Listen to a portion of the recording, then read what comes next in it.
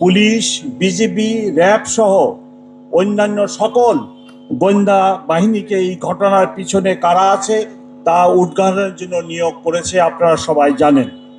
ইতিমধ্যে আমাদের এই হত্যাকাণ্ড ও রহস্য উদ্ঘাটন এবং তদন্তের যথেষ্ট অগ্রগতি আছে।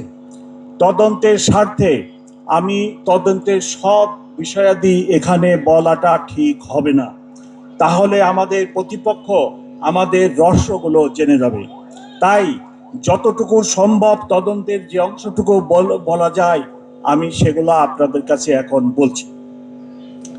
মামলা তদন্তে চলাকালীন এ যাবৎকাল 10 জনকে গ্রেপ্তার করা হয়েছে। তার মধ্যে উল্লেখযোগ্য আছে হুমায়ুন কবির ফয়সালের বাবা, হাসি বেগম ফয়সালের মা, সামিয়া ফয়সালের স্ত্রী, শিপু ফয়সালের স্ত্রীর বড় ভাই, মারিয়া ফয়সালের গার্লফ্রেন্ড, নুরুজ্জামান ফয়সালের পলায়নে প্রাইভেট কার সরবরাহকারী ও অন্যতম সহযোগী কবির মোটরসাইকেলের সম্ভাব্য সরবরাহকারী। এই তদন্তে আমরা যে দুটি পিস্তল ব্যবহার করা হয় সেই পিস্তল দুটি উদ্ধার করেছি। সেই পিস্তল দুটি এখন পরীক্ষার জন্য সিআইডিতে সায়েন্টিফিক পরীক্ষার জন্য আছে, সেটা তদন্তের স্বার্থে আমাদের প্রয়োজন।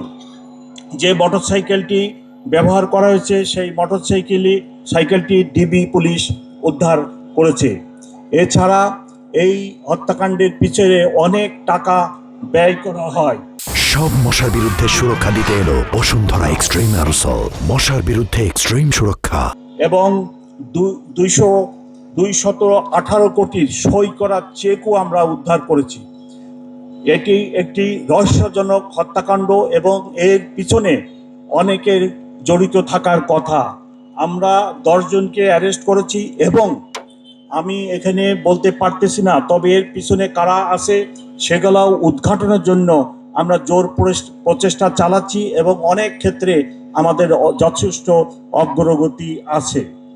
আমরা আশা করতেছি আগামী 10 দিনের মধ্যে, অর্থাৎ জানুয়ারি মাসের 7 তারিখের মধ্যে এই মামলার চার্জশিট দিব। এই মামলা সংক্রান্তে আমার কাছে অদ্যাবধি যে তথ্য আছে আপনাদেরকে দিলাম। যতটুকু তদন্তের প্রকাশ করা যায় ততটুকুই বললাম। আগামীকাল আরও বিস্তারিতভাবে আপনাদেরকে আমার মিডিয়া সেন্টার থেকে ডিবির চিফ ইন ডিটেল বলবেন। আপনারা নিশ্চয় আমার কথা বুঝতে পেরেছেন। সবাই ধৈর্য ধারণ করুন। আমরা এই হত্যাকাণ্ডের মূল রহস্য, আরও যারা পিছনে আছে সবার নাম এবং ঠিকানা কারা কারা জড়িত ইনশাল্লাহ উন্মোচিত করে দিব।